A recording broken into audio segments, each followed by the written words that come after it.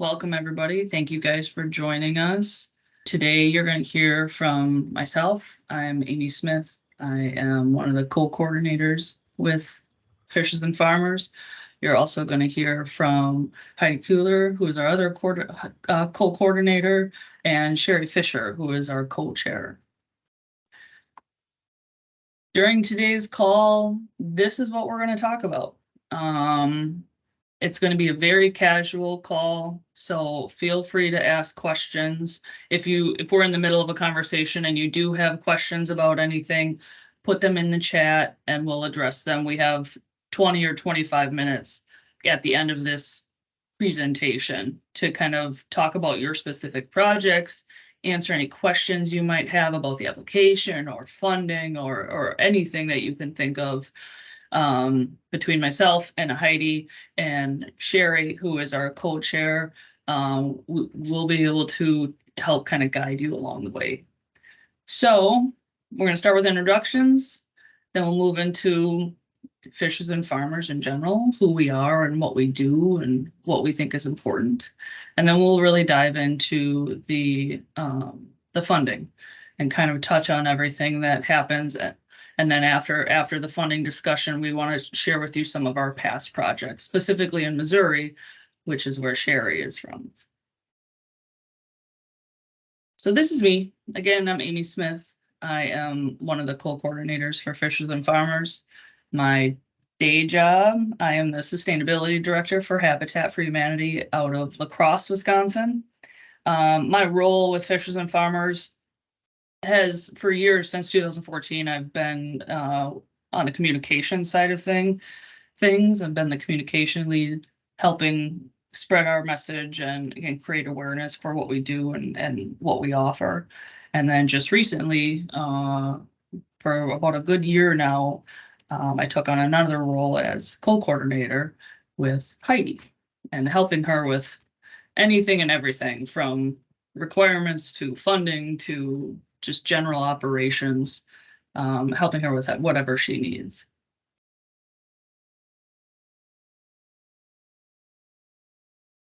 Good morning, everyone. I'm Heidi Kuhler. I wear two hats. I am a fish habitat biologist with the U.S. Fish and Wildlife Service in La Crosse, Wisconsin. I work with tribal projects. We do some endangered species work. We also work with freshwater mussels. We work with a lot of the refuges, the tribes, Genoa National Fish Hatchery, which is just south of us. And then we also, my other hat that I wear is I coordinate Fishers and Farmers along with Amy. And I've been the coordinator since 2010. My role is to help put these agreements in place, these projects. And I kind of work with all the partners from start to finish. And even before the proposal hits my desk, I'm willing to work with all of you to get the proposal where it needs to be so that our steering committee members, there are 15 to 20 of them, so they can rank those projects. So after the call today, if you have any questions, feel free to reach out to me and I would be happy to provide some guidance on the proposals. Those proposals can all be found on our website on the front page, both the request for proposals as well as the proposal template. And so I'm excited to hopefully work with some of you going forward here and look forward to seeing your proposal hit our desk. Good morning, everyone. I'm Sherry Fisher, and I work for the Missouri Department of Conservation. And I supervise a unit in our science branch called Stream and Watershed Unit, and supervise staff that do science research on streams and watersheds, and give technical assistance as well. I've had the pleasure of being involved with Fishers and Farmers since about 2013. And I just find it really rewarding to not only be able to bring the strengths of Fishers and Farmers to Missouri, but learn about what's happening in the upper Mississippi River adjacent states as well. And been co-coordinator or co-chair for about the last 3 years.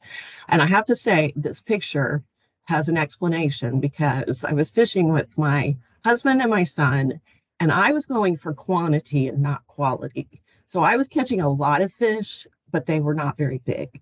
So as they made fun of me, I had to give up fish kiss.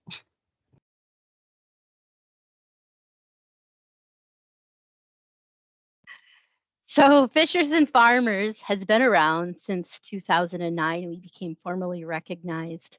It took a year, though, to put it all in place. We have both natural resources and agricultural folks from all 5 states in the upper Mississippi River Basin, including Illinois, Iowa, Minnesota, Missouri, and Wisconsin. And we really believe that it takes both sides, if you will, both natural resources and agriculture to really come together and get some of these good projects on the ground.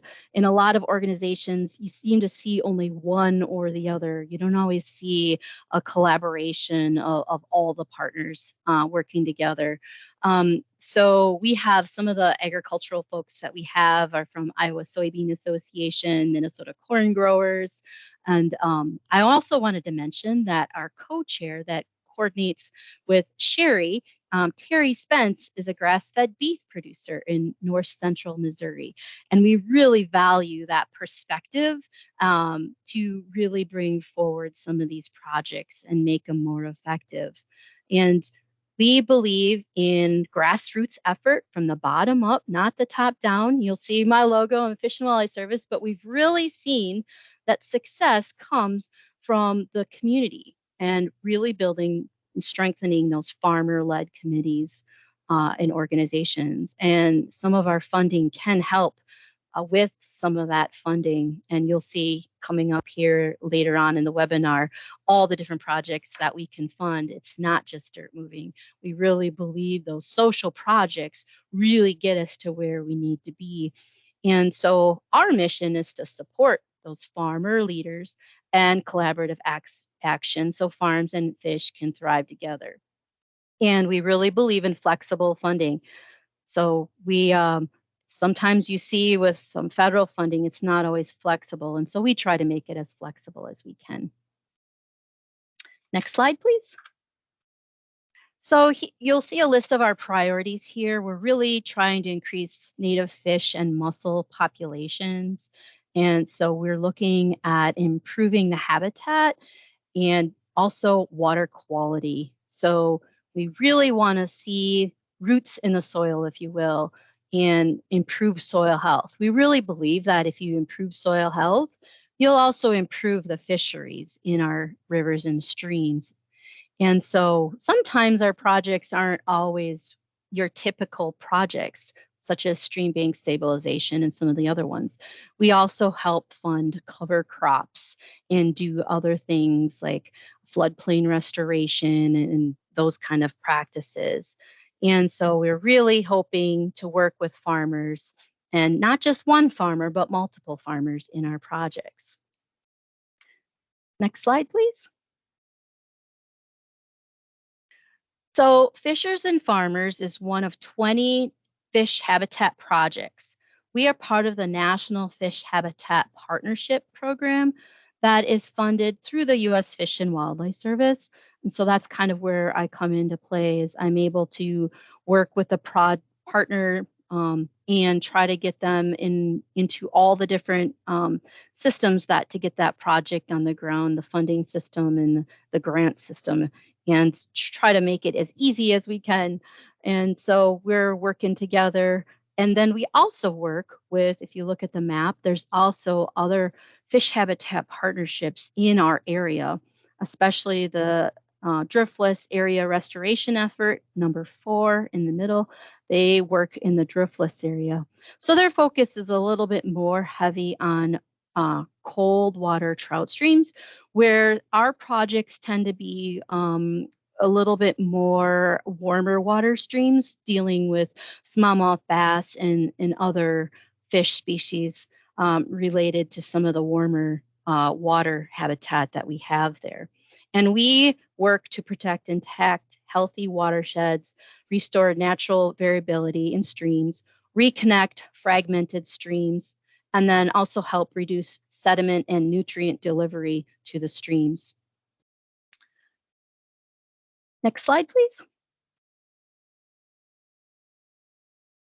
So fishers and farmers, we have to go after competitive funding every year. So it's not the same. Our budget isn't exactly the same every year. We have to wait till Congress passes a federal budget. And then we are provided a budget every year. And that typically is around $200,000 to $300,000. But like I said, it does change. Sometimes it's a little more, sometimes it's a little less. Fishers and Farmers so far has provided about $2 million to 56 locally led projects in the upper Mississippi River Basin. Our funding floor right now is $15,000 and our ceiling is $100,000. We haven't funded that many projects that are over $75,000. So I would say a typical project, if you will, is about $50,000, I would say. And like I said, we usually get about $200,000 to $300,000. And with that, we fund 4 to 7 projects. We really try to fund projects in each of the 5 states.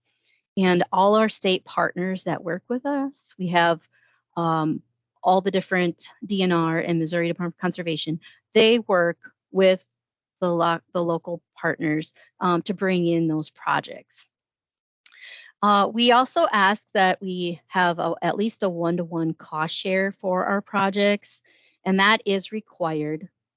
And if you do bring in more than that, like a 3-1 is desired, if you bring in more, you tend to have a higher ranking when the projects are all ranked. And the way it works is the project proposals come in and then go out to our steering committee members. Then we come together in person and rank those projects every year, annually. All right, next slide, please.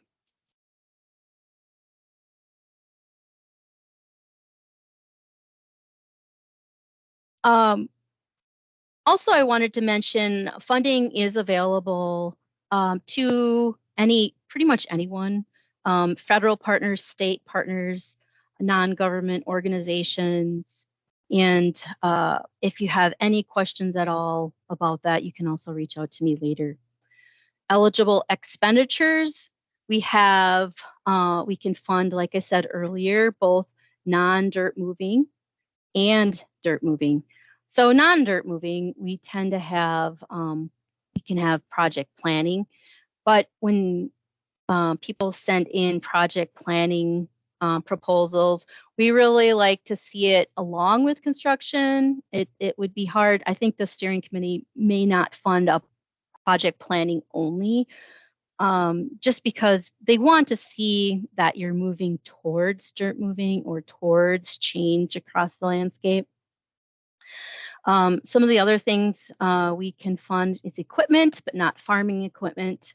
We can fund, of course, earthwork, any kind of excavation and that kind of materials for the project, rock, also any kind of more natural funding or natural material. We can fund monitoring and evaluation. In fact, that's a requirement in our projects. We do require that your project is monitored, evaluated, assessed, if you will. We want to be able to see success, and we help with that towards the end. And the really cool thing is our steering committee members all get out and they get to take a look at some of these projects during our annual meeting. We have 2 in-person meetings a year. We have a business meeting in the winter, early spring, and then we also have a summer meeting. And during that summer meeting, it's really fun for the steering committee members to get out and talk to the farmers and see how that project occurred on the landscape and the success. And then I get to outreach. We do fund outreach for our projects, such as field days, workshops, different events. And then easements. We so far haven't really funded a lot of easements. We've worked with partners that do fund easements. And we'd be willing to work with you. Fishers and farmers wouldn't be in control of that easement. It would be your organization or a partner organization such as Minnesota DNR or Missouri. And so we are excited that our funding can now cover easements. That's new for us. We didn't cover easements in the past. All right, next slide, please. The project timeline. So our RFP, our request for proposals, is open right now, and the deadline is January 15th. So anytime between now and then, you'll be working on your project proposal. Please feel free to reach out to me with any questions or comments, and I'd be happy to work through the proposal template, which is located on our website on the very front page at the very top. There's a green headline and there's a link. And if you click on that link, it'll take you to the project proposal. Once those are sent in, I do talk them over with the state representatives. If one state happens to get a lot of project proposals, they will go through them and only bring their top 2 or 3 projects. So far, we haven't had to really do that too much. But if one state gets a lot of proposals in, we try to, even it out a little bit more. The steering committee gets together in January and goes through the ranking process. We have a ranking form that they use, and some of the things that help with the ranking include making sure you are working on priority fish species or species of greatest conservation need in the states, working with your partners on those priorities and strategies. Also participating in some of our fishers and farmers workshops or events. Working with multiple farmers helps in the ranking. Working with your state wildlife action plan or your watershed plan, or working to create a watershed plan. Also making sure that there's monitoring and evaluation as well as outreach. Also working with farmer-led committees. And then also working on the funding ratio, making sure that you have at least a 1-to-1. But like I said earlier, if you have a 3-to-1 ratio, that improves your success. And when I say funding match, it doesn't have to be just dollars. It can also be in kind. So farmers participating on these projects, that time can also be counted as match. And then we really take a look at your budget and your project schedule, making sure those projects can be completed in 2 years. And then the steering committee makes sure that the budget is reasonable. And those all go into the ranking form and how those projects are ranked. So these projects that are being prepared now will actually receive funding in 2025 if they are selected to receive funding. So it is a longer process. Right now it's 23, and then by the time Congress approves the budget, the federal budget, and then they go through each step of the steering committee approval and the National Fish Habitat Partnership approval and the U.S. Fish and Wildlife Service approval. By the time they go through all of that, it is 2025, and then the agreements are awarded usually around June. And I will reach out to the partners and make sure that that funding is coming your way. And then we take a look again at the match and see if it all lines up with your partners, because I know that's one of the hardest part in all of these projects is finding that match. And that's one of the things we hear from our partners as well, is some of the other funding sources, it's really hard to find that match. And so if you're working on a state proposal, be thinking about fishers and farmers as match for those state proposals and other programs. We would love to work together with all of you and the different state programs that you're working on. All right, next slide, please. And I kind of or went over some of this already, but project ranking criteria. We want to make sure that your goals and priorities are aligned with fishers and farmers. So if you go onto our website, you'll find our strategic plan, and you can find all of our goals and objectives in our strategic plan. And so if you have any other questions, I know that link is also in the project proposal as well as the request for funding. And so if you go into there, you'll find that our strategic plan can be found, and you can go through and make sure that the goals and objectives align with fishers and farmers as well as the National Fish Habitat Partnership. So other project ranking criteria include project design and collaboration, how you're working with partners, making sure that you're reaching out to the partners in your watershed. We've sometimes found two proposals come in and they're in the same watershed and neither partner is talking to each other. But we feel if those partners spoke together and collaborated, you're going to find that the project will, I think, go a lot further and probably do even better in the ranking performance. We also look at life expectancy of the project. We don't want to just fund one project and move on. We don't like the shotgun approach where you fund projects everywhere. Once we select a project in a watershed, we like working there for multiple years, and we really like to dig in and see what is needed. We will not come in and lead the project. We will help bring in resources so that you and your farmers can lead. And so that's how we really believe that we see success. And so that's sometimes not always the case with some of the partners that we've worked with in the past. Sometimes whoever brings in the most funding is the lead, but we really believe in working with you on permitting, which I help with, and some of those other things that can be quite challenging. I think that's it. Next slide, please. We have priority watersheds that you see listed here, and these are the watersheds where we've been working for multiple years. Some of the watersheds we've been working with since we started in 2009, such as the Boone watershed in Iowa. These watersheds are our priorities, but we are open and will consider new watersheds. And we're really excited to see new watersheds come on board with us. And so that's one of the things I try to reach out to all our state partners and try to incorporate their perspective in all of this. And they also help reach out to new organizations so that we get some of these newer watersheds in place. One of the things we also do is we try to help bring in a watershed coordinator or a leader, because we've seen sometimes that's what is lacking. Not always funding, sometimes just having that consistent leadership.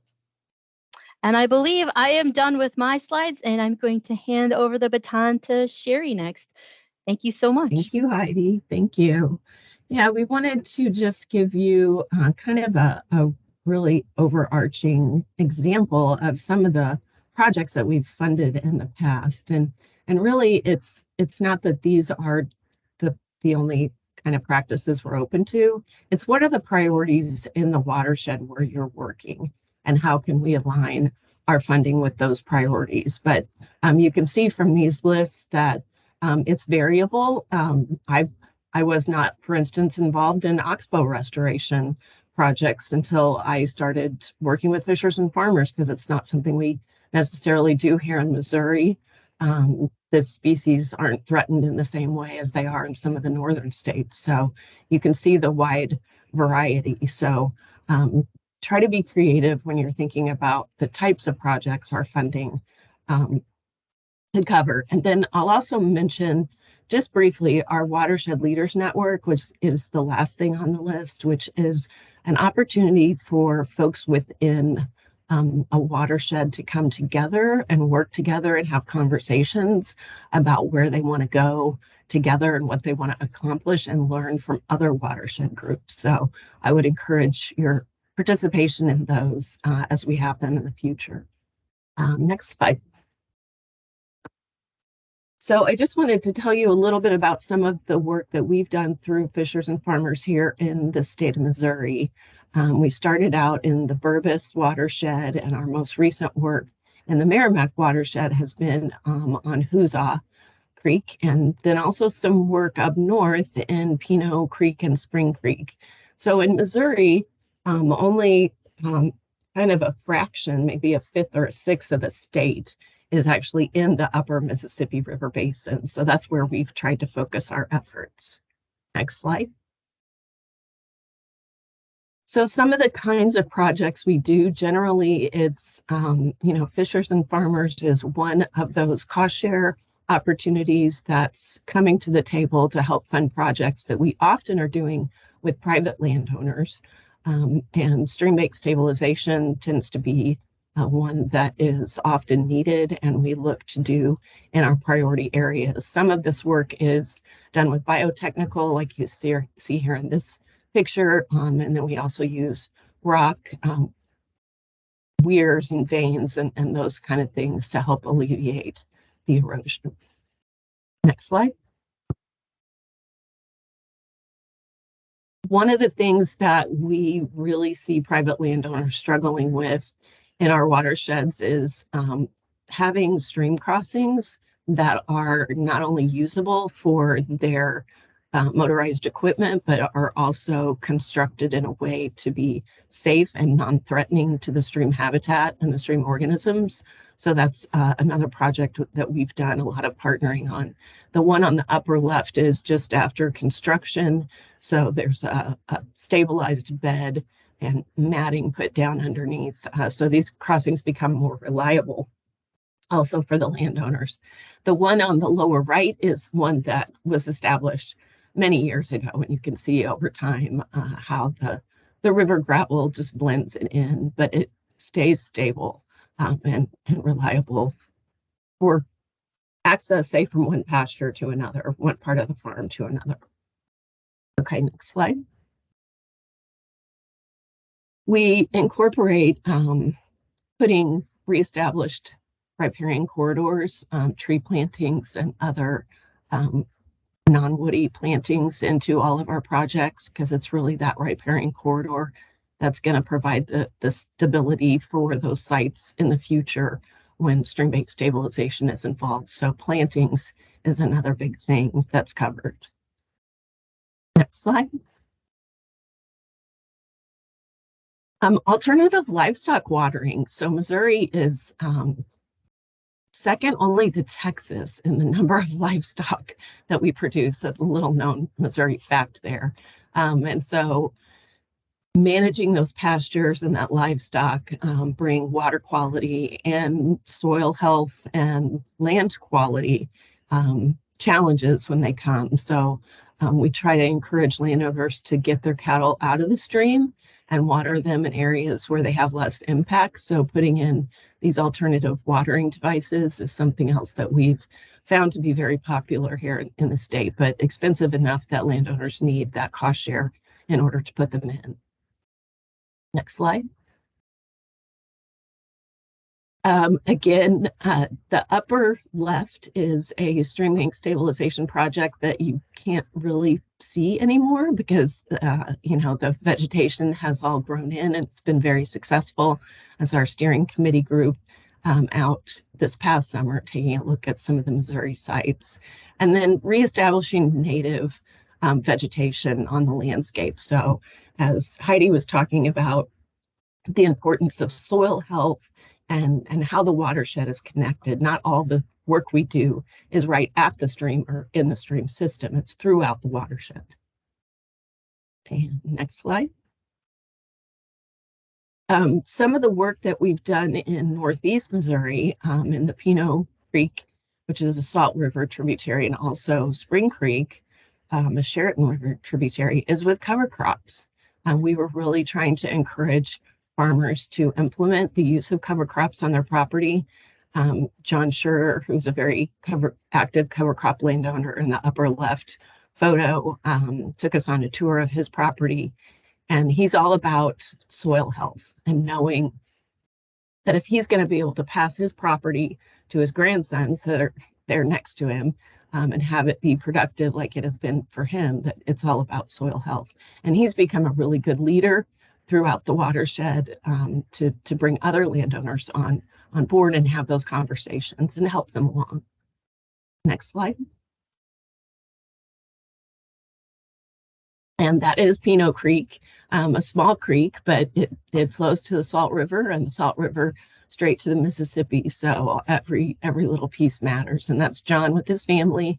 And so we're not just about the water quality and the fish, which we love, but these agricultural communities and families, and just improving their operations into the future is also at the heart of fishers and farmers.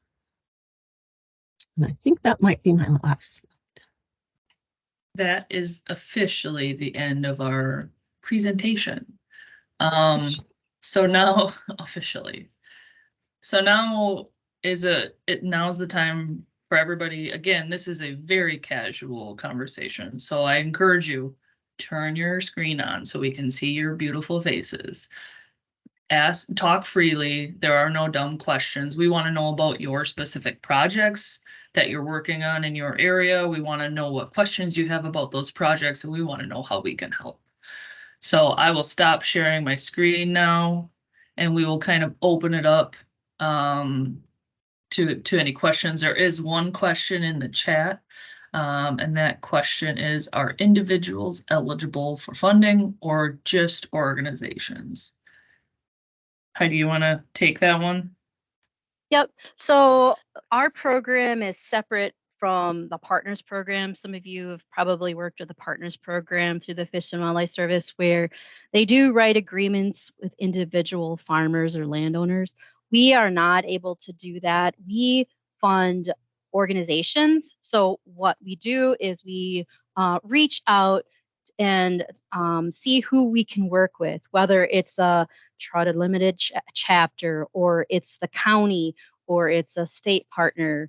And so they do, if they're 501c3, it's really helpful.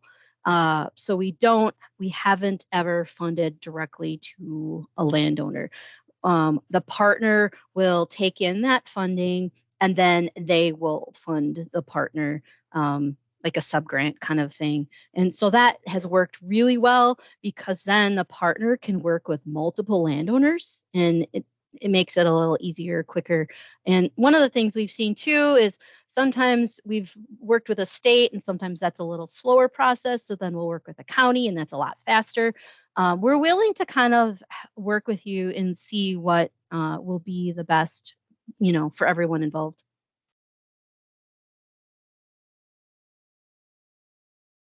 So that is the only question in the chat currently, but it looks like Dean, you have your hand up. Why don't you go ahead? Far, Isaac Walton Lake, Heidi, we finally see each other. I'm Nice here in to see Northeast you. Illinois. Yeah, Northeast Illinois. I'm also a director on the McHenry Lake County Conservation District, so Soil and Water Conservation District. So I wear that hat as well. Outreach. I heard you talk about outreach. My question is, we've got a group here called the Friends of the Fox River. They're doing a lot of outreach to the public, and they're doing outreach to public officials. They need support to do that and do more of that. Is that something that could be accommodated here in this program, where they do more outreach with public officials? Yes, we have funded outreach projects. Sometimes we do like to see that they have a little, maybe a demonstration, if you will, where there's a little bit of dirt moving, but there doesn't have to be. We like to see outreach in all of our projects. So we have funded, for example, farmer-led committees where they're doing a lot of outreach, and that is their goal. We have funded those kind of projects, yes.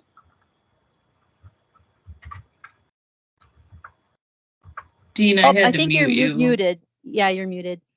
I had to mute you. There was some feedback there. All right. Can you hear me now?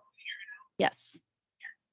I just bring that up because they did an event in this September on outreach and cleaned up the Fox River, and Congressman Foster shows up, helps out. And he talked about maybe doing a canoe trip with some congressmen along the Fox River. And so that's kind of the outreach that they can do. And I think it's important to understand the Fox River, about half of it's urban, half of it's agriculture, and the connection between the two groups is not really good. But the opportunity is here to connect with policy officials, both at the state and the federal level. And this group could possibly do that, but they just need some help to hire people to do some of that outreach. Let me ask you a question. Do you have any, I'm a retired federal employee. I do financial analysis.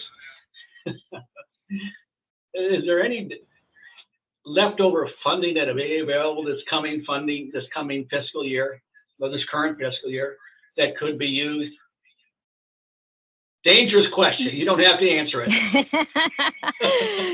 There is not any leftover federal funding. I know as you know, working with the feds, sometimes there is. With our program, we make sure it all goes out the door and that there is never any leftover, if you will. One of the things I didn't mention earlier is when the projects are all ranked out, we usually have more projects than there's funding for. So when we do get our budget, we go back to the partners and say, you know, the ones at the bottom of the list may not get the full amount that they requested. So that we will go back to them and say, well, can you take, you know, half of it or a quarter of it, whatever it may be, what we have left. So it goes all out the door. We never have leftover funding any year. Yeah, well, I understand that. I used to work for the Department of Defense. We had all kinds of money at the end of the fiscal year trying to get out the door. Bring it our way. Yeah. Well, I could tell you stories, but I won't. I've retired.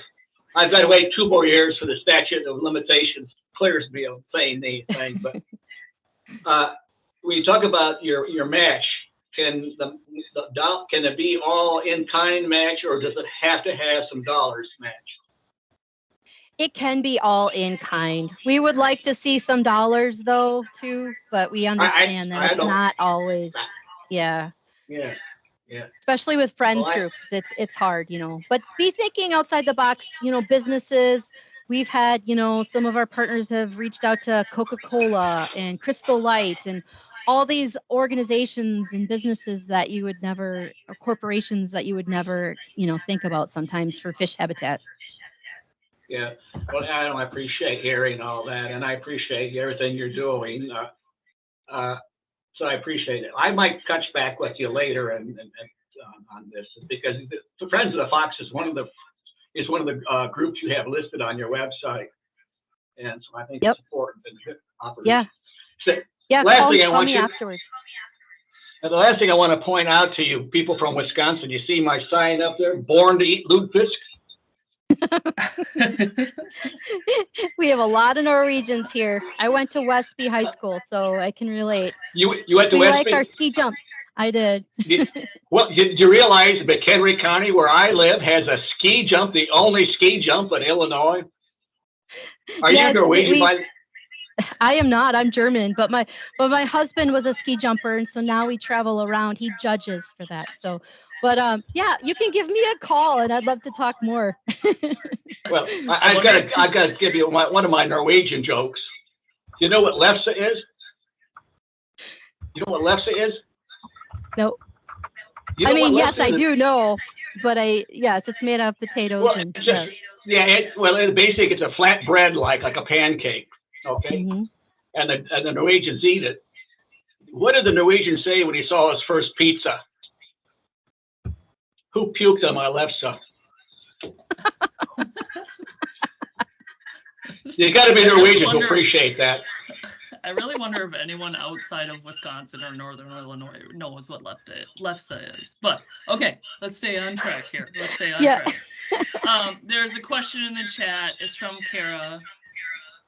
Dean, I'm going to mute you again. There's a little more feedback. I think it's Dean. Kara asked the question, can funds be used to improve existing easements? Kara, you want to talk a little bit? There's more information here in the chat, but I feel like it's easier if you just kind of say what you need to say. Can you hear me? Yes.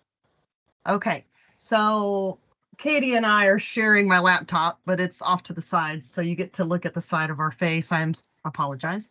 No, so I'm with Knox County Soil and Water Conservation District in Illinois, and we administer CREP conservation easements through IDNR, which is Illinois Department of Natural Resources. And here in Knox County, we have 104. And I go and monitor a third of them every year. And so I'm visiting with the landowner. We're making sure they're meeting the terms of the agreement. They're not building a house. Some of these are like 100 acres or so. They're in the floodplain of our Spoon River watershed that drains into the Illinois River watershed. So sometimes it comes up that there's areas that need repair, like a wetland berm, or if there's new gully erosion or there's stream bank erosion, and oftentimes other programs here in Illinois will not touch them. So I didn't know if that was a need that this grant could fulfill. That's an awesome question for my steering committee. I'm going to throw it to them and they're going to have to decide. We have not done any kind of repair projects like that for easements, but I'm not saying we can't. I know, and we'll have to talk to the NFHAP board too, but I know they were looking at more new easements, like they want to see you're connecting new river miles. But it's something to throw out, and maybe it's the steering committee will decide. That's the other thing I forgot to mention. I don't rank the projects. It's our steering committee members, so I don't decide which projects get funded. So I can't really say right now, but that's something we should have a conversation about, definitely offline. Okay, Sure, thank you want to add to that?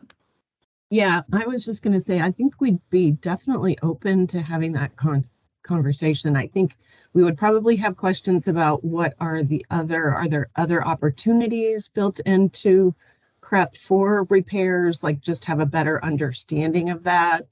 But I mean, repairs in water are, necessary. So I think we would be open to that. And also we could potentially throw that out to the steering committee and see if it was a thumbs up or a thumbs down before you went to the trouble of putting together an application. Yeah.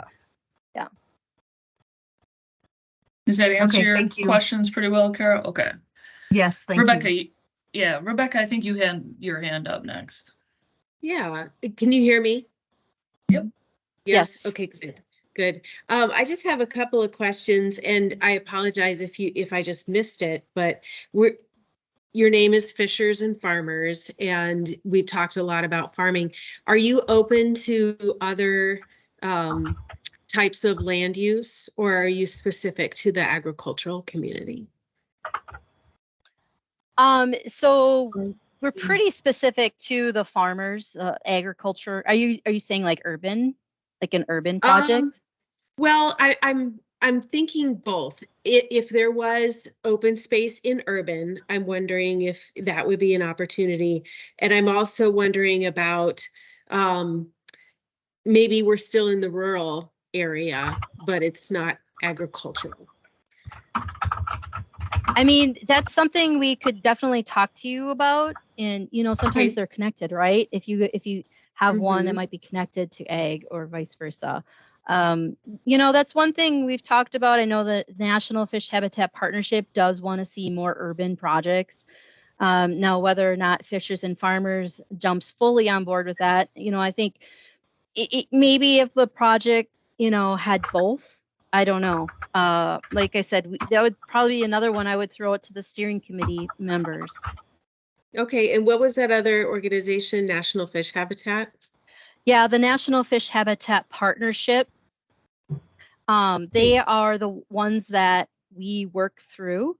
NFHAP, it's a National Fish Habitat Partnership program through the Fish and Wildlife Service. Okay.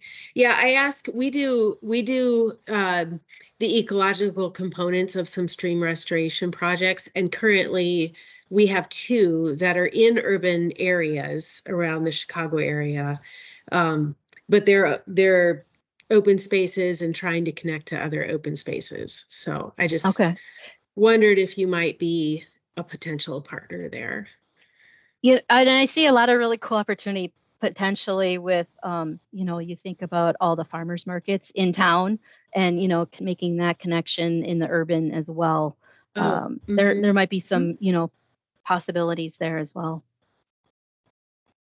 Okay, thanks. Oh, and then that's my only question, but I'm wondering if you would also put your contact information in the chat. Would you be the one to Yes. reach out to? Yes. Thanks.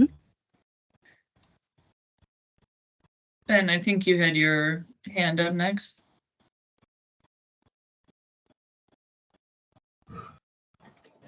Sorry, hit the wrong button. All right. Can you guys hear me? Yep. Yes.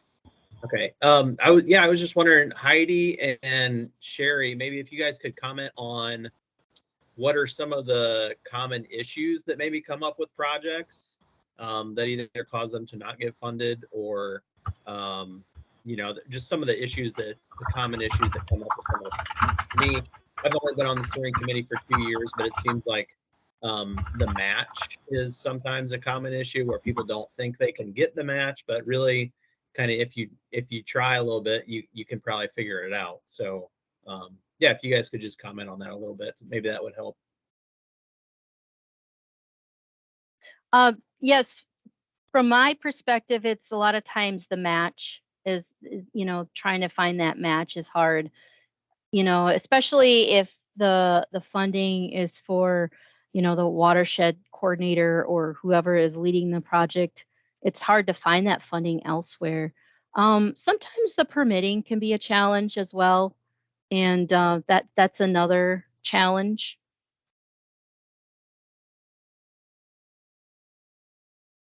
Sherry, did you have others or even Mike? Just not just the match, but getting the timing of funds to align is often a challenge that you mentioned earlier, Heidi. And sometimes we will have ideas about how to make that work. We're really open to it being a conversation. Yeah, and I guess I would add that, having that connection with the farmer, in your application, just make sure you describe that really well, and then having a complete application where you take a little bit of extra time and actually describe what you're going to do and what the benefits are in your area. And it really helps to contact your local rep to talk about your project ahead of time. I think that helps as well to get a better application so it'll score better. Also taking the opportunity to include that outreach component, like even if that's not your main goal, you're wanting to get work done on the ground, just being able to showcase that with other people in the community or in the watershed helps to check that box. And sometimes you're just doing a tour and providing lunch, and it's pretty easy to get done. Any outreach is good outreach. There's another question in the chat from Jennifer.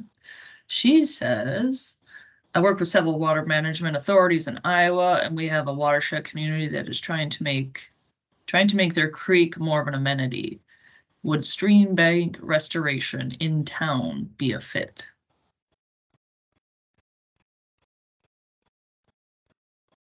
I can take that unless one of the other steering committee members wants to.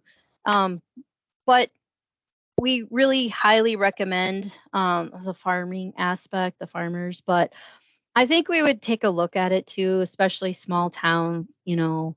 I think it would be a great way to bring attention, to the rivers and streams, and this might help, spread the energy, if you will, outside of town into the local rural community. And so that would be a possibility, in town too. I know we're looking at in the future possibly doing some low-head dam removals and that kind of thing that happen to be sometimes in towns. And so if you can somehow make a connection of farmers, it would be really good. But that's, again, it's up to the steering committee members. Cindy, why don't you go ahead? You had your hand up.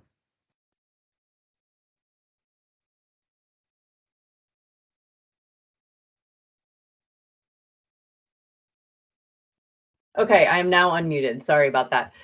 I work in Southwest Wisconsin, and we have two producer-led watershed groups in our area. The Pecatonica Pride producer-led group, and then also Upper Sugar River Producers Coalition. And I work for a partnership that is focused on grassland bird habitat, but we also know that the more grass we get on the ground from that perspective is super important and valuable for the stream systems that are in our region. But we haven't, the two twain not meet yet.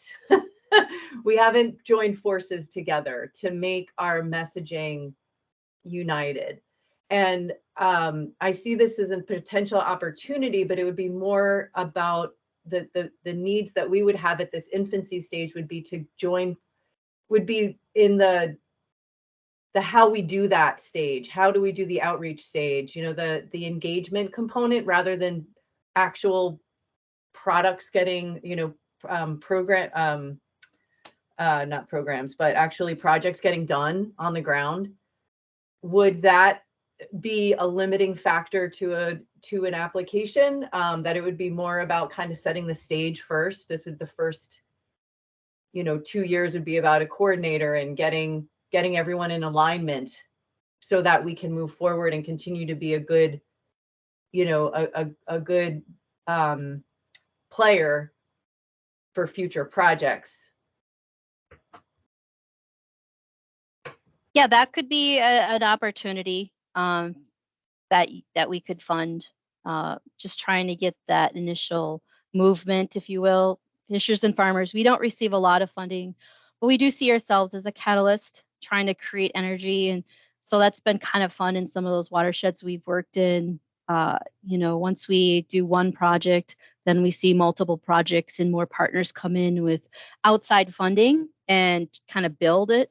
And so that's something that we could definitely look at. And then there's opportunities we said earlier too, like the Watershed Leaders Network workshops where farmers come in for 2 days and work on, an action plan. That's where we've seen a lot of growth too. In the Galena watershed, Beth Baranski came down with some farmers and helped create a farmer-led group in Joe Davies County there in Illinois. So that was kind of fun for us to see, fishers and farmers. We just did a little tiny part. I thought we were, just maybe a little catalyst to start the energy.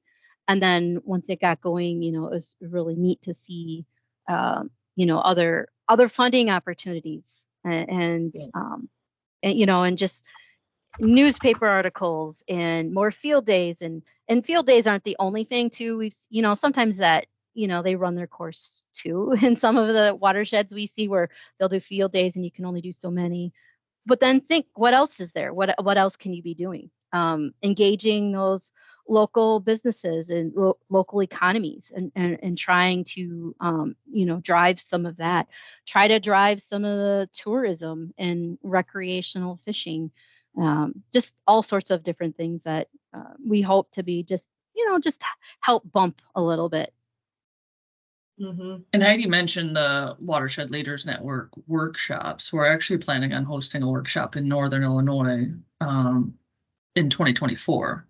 So keep an eye out for that. And Cindy, I don't know if you saw the chat too. Rebecca made a comment here that she works in those same watersheds and wants to connect with you. So make sure you make that connection. Yeah, start talking. Nice. Yeah. Are you good, Cindy? That answer your questions? Perfect. Yeah. There was another question in the chat. It's from Greg. How how do we know who our local contact is or contacts are? So when you fill out your application, your proposal, you're gonna reach out to me. I highly recommend it, and I will put you in contact with your local state rep. And so on our steering committee, we have all 5 state reps. They dig into their state structure and will put you into contact with their local. And then I also do some digging sometimes and even go to the county folks. We have county contacts in all 5 states as well. And I know Amy has been working on that in her communications role. And so we can put you in contact. I know a lot of the county folks are very well networked in all the states, and you guys have state meetings and actually even national meetings. And so it's really cool to see all the networking that happens. And if we can help in any way, put people in contact, we're willing to do that. You guys also take a look at the chat. It's pretty active. Ben, who sits on our steering committee, is your Illinois rep. He put his contact information on there, and Sherry just added a great link that all of our state representatives who are on the steering committee are all on the website too. Yep. And I believe Mike their and email Megan, addresses are associated with those. Yep. Mike and Megan are from Iowa. So we really, try to engage. And a lot of our steering committee members head out to those field days as well. Even so that's been really fun to see our representatives on our steering committee actually go back to their states and work on different projects or priorities. And so that's been really fun to see. And Fishers and Farmers too is trying to get outside of our silos and break some of that down and network as much as we can. We also have resources on our website. If you go to fishersandfarmers.org, you go to our resources page, we try to pull in different resources that can help our organizations and farmers. And so I urge you to take a look at that resources page. Sometimes it's really hard when you go to different federal websites to find what you're looking for, especially related to conservation. You have to kind of weed through all this, I don't know, the structure and bureaucracy. But I think our communications team led by Amy has really pulled out some key pieces that will help farmers get right to the meat of what they're looking for. So I highly recommend that you take a look and share it with some of your partners. There's watershed planning and all sorts of things there. So yeah, there's lots of good stuff on the webpage, everybody. So take a look, click through it and see if that can help you along your way or answer questions. And like Heidi said, she is your point of contact. So call her, email her, any questions, any concerns. Don't be afraid to reach out. I want to be respectful of everybody's time here. It's 11:59. Lied. It's 12 o'clock. Does anybody have any last minute questions that they need answered before we end the call? Going once, going twice. Okay. Well, we appreciate everybody's time. Thank you for joining us today. Like we said a few times, like we're a very open group. We represent all 5 states and we have good representation in each of those 5 states. So if you need help, if you have questions, reach out to us, visit the webpage, talk to Heidi, talk to your state rep. We're kind of here to help you along the way. January 15th, proposals are due, applications are due. So you've got a good month and a half yet, but the holidays are going to come up quick here. So like I said, if any questions, feel free to reach out to us. And thank you guys. Have a great rest of your week. Thanks for joining us on a Monday. Bye, everyone. Thank you. Thank you. Bye. Bye.